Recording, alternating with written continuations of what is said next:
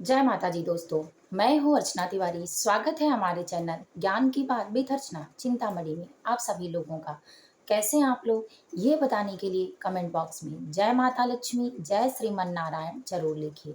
दोस्तों, आज की वीडियो में मैं बात करने वाली हूँ बैसाख पूर्णिमा कब है, यानी बैसाख पूर्णिमा कब है, पूर्णिमा का महत्व क्या है, पूर्णिमा की सरल विधि क्या है, माता लक्ष्मी को किन चीज़ों को चढ़ाकर सरल विधि के द्वारा अच्छे पुण्य की प्राप्ति और लक्ष्मी कृपा की प्राप्ति कर सकते हैं। पूर्णिमा क्यों मनाई जाती है? दोस्तों, लक्ष्मी प्राप्ति के उपाय यानी पूर्णिमा से संबंधित आपको सारी बातें पता चलेंगी और आप जानेंगे। बने रहिए वीडियो में आप हमारे साथ। दोस्तों, आप मेरी वीडियो कहाँ से देखते हैं? इससे पहले कमेंट बॉक्स में कमेंट जरूर करें। मेरी वीडियो कहाँ कहाँ तक पहुँच रही है, ये जानने की उत्सुकता मुझे भी है। इस उत्सुकता के साथ दोस्तों, आप कमेंट करें, जय श्रीमन नारायण जय महालक्ष्मी जरूर लिखें। उम्मीद है आप अपने परिवार के साथ अच्छे होंगे। माता लक्ष्मी आप पर कृपा सदैव बनाए रखें।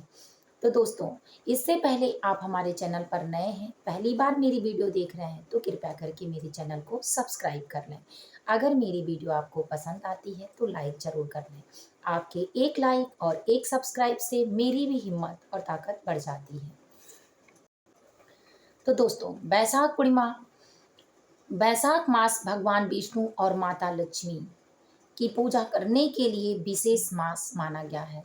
जिस तरह से वन में तरु का वृक्ष ज़्यादा अच्छा माना जाता है, छायादार वृक्षों में पीपल का वृक्ष अच्छा माना जाता है, वेदों में ऋग्वेद अच्छा माना जाता है, नदियों में गंगा अच्छी मानी जाती है, जात में और ये कहिए कि ज्ञाता यानी ज्ञान में ब्राह्मण उच्च माने जाते हैं, बिजनेस करने के लिए वैश्य उच्च माने जाते हैं, देश की रक्षा करने के लिए क्षत्रिय उच्च माने जाते हैं और सेवा के भाव में शूद्र उच्च माने जाते हैं।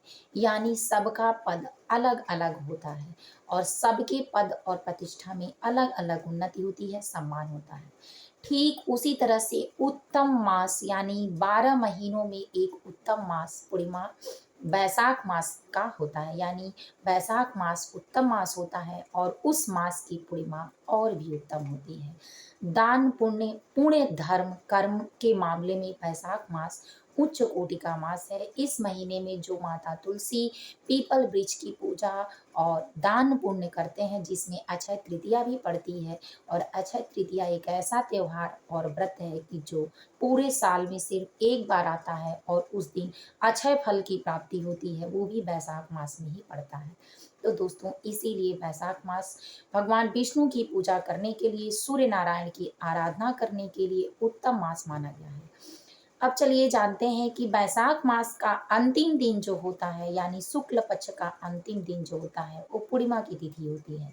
पूर्णिमा की तिथि पर माना जाता है कि पितृ और देवता दोनों पृथ्वी पर भ्रमण के लिए आते हैं, तो उस दिन जो विशेष रूप से उनकी पूजा पाठ करता है, तो जिस तरह से आपके घर में मेहमान आते हैं और आप उनकी खातिरदारी करते हैं, वो खुश होकर प्रसन्न होकर आपसे अच्छे रिश्ते रखते हैं, आशीर्वाद देते हैं, आपके प्रेम में रहते हैं, उसी तरह से ठीक भगवान का भी प्रेम होता है अपनी जगह पर।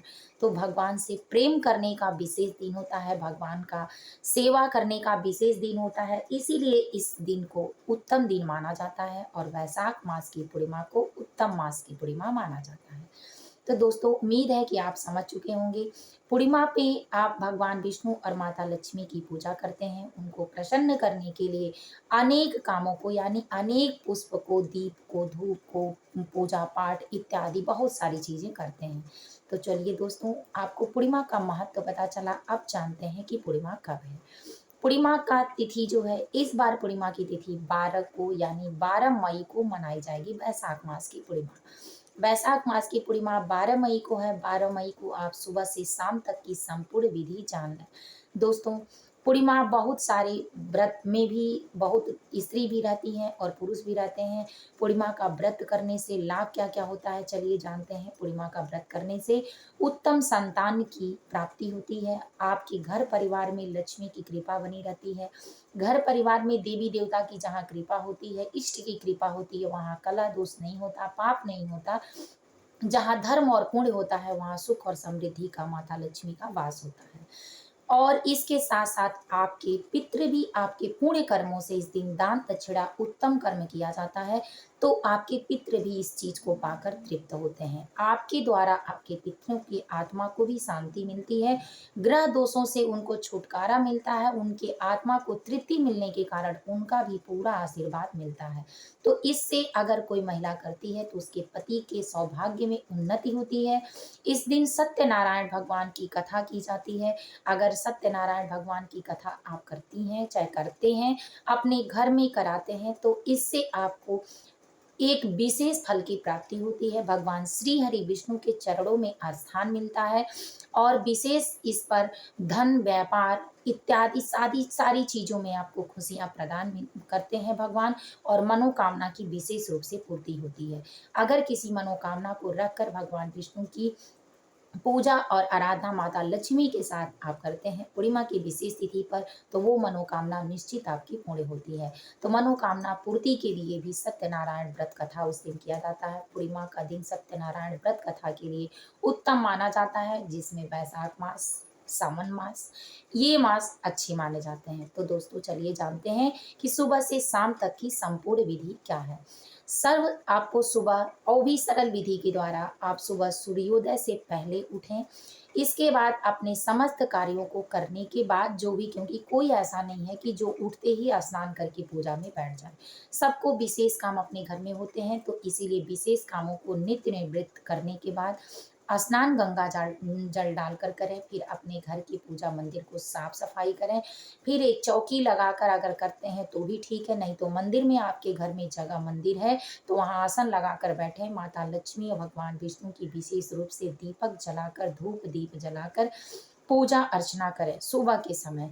इस समय आपको भोग में याद रखें कि कुछ भी आप फल फ्रूट मीठा लगा सकते हैं। शाम की विधि, अभी जो मेन विधि है वो मैं इसके बाद आपको बताऊंगी, आप हमारे साथ वीडियो में इन तक बने रहें। तो इस तरह समस्त विधियों को आप पूजा पाठ करके, आराधना करके भगवान विष्णु, माता लक्ष्मी की भोग आरती इत्यादि सारी चीजें करें।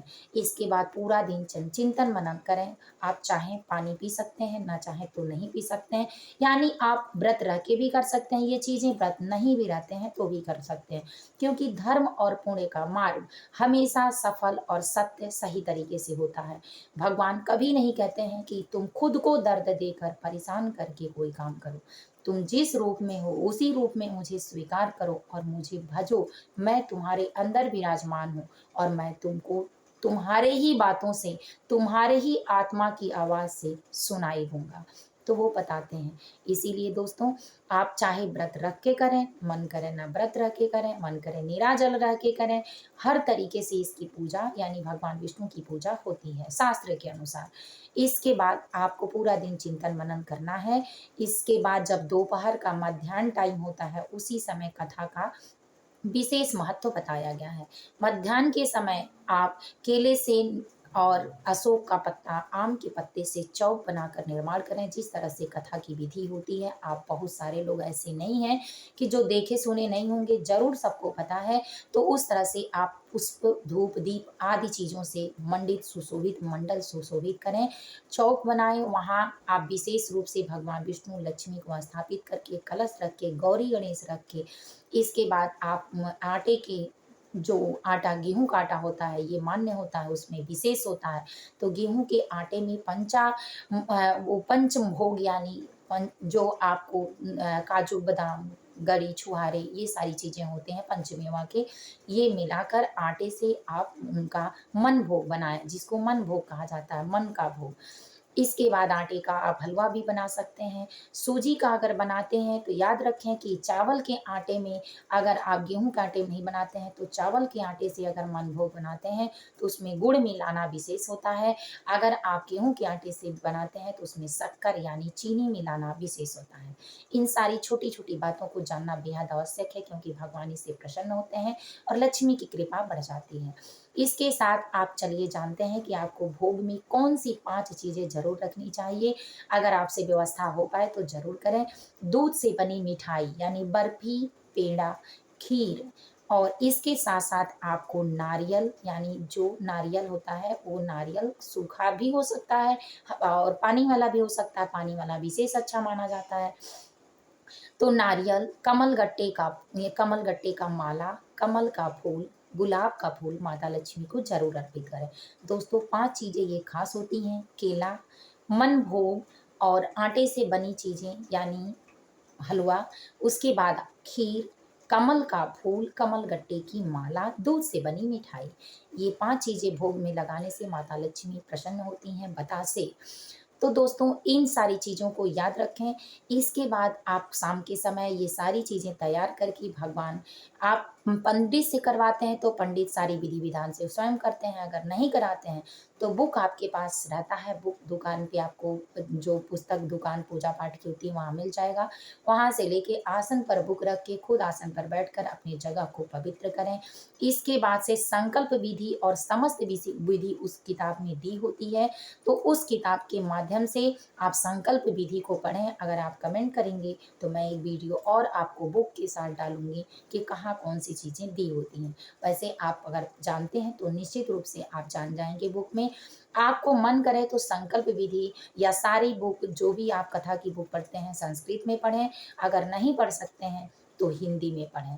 दोनों विधि है और प्रेम भगवान को ज़्यादा प्रिय है, मन का भाव ज़्यादा प्रिय है, तो इसीलिए आप विशेष रूप से टेंशन में ना हो कि संस्कृत पढ़ें या हिंदी पढ़ें। आप जो भी पढ़ेंगे सही तरीके से बस पढ़िए और सही पढ़ें, भगवान को प्रिय है। इसके बाद हवन की समस्त विधि दी है, उस तरह से आम की लकड़ी पर हवन करें। अगर आम की लकड़ी नहीं होती है तो याद रखें कि गाय के कंडे पर आप करते हैं तो गाय का कंडा पूरा जला होना चाहिए, जिससे उसमें कंडा नहीं सिर्फ आपको आग पता चले, उसमें कोई दोष नहीं है। तब इसके बाद आप हवन करें, हवन के बाद आरती करें, फिर भगवान को भोग लगाएँ। इसके बाद आप गाय को भोग से सारी चीज़ें निकाल कर, थोड़ी देर बाद भोग से सारी चीज़ें निकाल कर भगवान विष्णु के नाम से, माता लक्ष्मी के नाम से प्रार्थना करके गौ माता को खिलाएँ। इससे आपको विशेष उन्नति मिलेगी। दान दक्षिणा सुबह में करना ज़्यादा अच्छा माना जाता है, लेकिन जो व्रत है वो भी कर सकता है और इससे ज़्यादा विशेष पूर्णिमा और अमावस्या पे आपको एक सीधा ब्राह्मण को देना ही चाहिए, अपने घर की पवित्रता के लिए, धन की पवित्रता के लिए, अपने पुण्य कर्मों को बढ़ाने के लिए। तो दोस्तों इसमें आप सीधा अपने घर के बुजुर्ग व्यक्ति से दिलवाएं, जो ज़्यादा बुजुर्ग हो, यानी जो ज़्यादा एज का हो। अगर कोई पुरुष है तो भी और महिला है तो भी, क्योंकि बस याद रखें कि बेटी ना हो बहू हो, तो उनसे दिलवाएँ। इसके बाद दान दक्षिणा में गौ सेवा, कुत्तों की चींटियों की सेवा ज़रूर करें। अगर प्रसाद बाँट सकते हैं तो प्रसाद ज़रूर बाँटें, क्योंकि इसका प्रसाद ज़रूर खाया जाता है। सत्यनारायण भगवान का प्रसाद पूरे घर में दें। ये भी याद रखें कि अगर आप तेल का दीपक जलाते हैं तो भगवान के दाएँ साइड, यानी भगवान की तरफ आप मुँह करके बैठते हैं, तो पूरब और पश्चिम के ही बैठते होंगे या उत्तर दिशा में बैठते होंगे, क्योंकि सनातन धर्म में मंदिर हमारा इसी तरह होता है। तो आप दाईं तरफ जलाएँ, अगर घी का दीपक जलाते हैं तो बाईं तरफ जलाएँ। इस तरह से आप इन छोटी-छोटी बातों को याद रखें। वस्त्र में आप काले रंग का, नीले रंग का, भूरे रंग का वस्त्र ना पहनें, लाल, पीला ज़रूर पहनें इन दिनों में। और इसके बाद आप समस्त पूजा विधि को निभाते हुए शाम को चिंतन मनन करते हुए प्रसाद भगवान का पाकर चिंतन करते हुए सोना। ज़रूरी नहीं होता, लेकिन बहुत सारे लोग ऐसे हैं कि आज के समय में नहीं चल सकता है, तो आप भगवान का नाम लेते सोएंगे तो आपकी निद्रा में भी आपको भगवान का पुण्य फल मिलेगा। क्योंकि अगर सोते हुए भगवान का नाम लेकर कोई सोता है तो 5 घंटे 6 घंटे सोने के बाद भी वो सब घंटे भजन में जाते हैं। तो इसीलिए गरुड़ पुराण के अनुसार जो व्यक्ति भजन चिंतन मनन करते हुए अगर निद्रा में चला गया तो चाहे जितनी देर निद्रा में हो वो सारी गिनती भजन मार्ग में ही जाएगी। तो इस तरह से आप भगवान विष्णु की पूजा करें, माता लक्ष्मी की कृपा प्राप्त करें दोस्तों। और बिल्कुल सरल विधि है, उनकी कृपा प्राप्त करने के लिए, लक्ष्मी प्राप्ति का योग बनाने के लिए ये चीज़ें सब महिलाओं को अपने घर में ज़रूर करनी चाहिए, क्योंकि पुरुष पैसा कमा सकता है लेकिन घर का निर्माण औरतों से ही होता है। जिस घर में महिला उन्नतिकारी होती है, पूजा पाठ करने वाली, परिवार को जोड़कर रखने वाली, कर्मों को करने वाली, कर्म दंडों को समझने वाली, उस घर में लक्ष्मी स्वयं अपना निवास स्थान बनाती हैं। घर के दहलीज पर एक दीपक जरूर लगाएं, डेली लगाएं, पूर्णिमा के दिन अवश्य लगाएं और अपने घर के दहलीज को साफ सुथरा जरूर रखें। जिसके घर का दहलीज साफ सुथरा होता है और सजा होता है उसके घर में लक्ष्मी का प्रवेश होता है। शंख, घंटा, डमरू जरूर अपने घरों में बजाएं। इससे आपके बच्चों को पढ़ने का मन लगेगा, सकारात्मक शक्तियां आपके घर में निवास करेंगी और लक्ष्मी नारायण की कृपा मिलेगी, आपकी मनोकामनाएं पूर्ण होगी। तो दोस्तों ये रही सरल विधि। अगर आपको मेरी वीडियो पसंद आई हो तो लाइक जरूर कर लें, चैनल को सब्सक्राइब कर लें। फिर मिलूंगी एक नए वीडियो में नए ज्ञान के साथ। तब तक वीडियो यही एंड करती हूँ। जय श्रीमन नारायण, जय महालक्ष्मी। आपके घरों में उन्नति और प्रगति पर माता लक्ष्मी सदा कृपा बनाए रखें।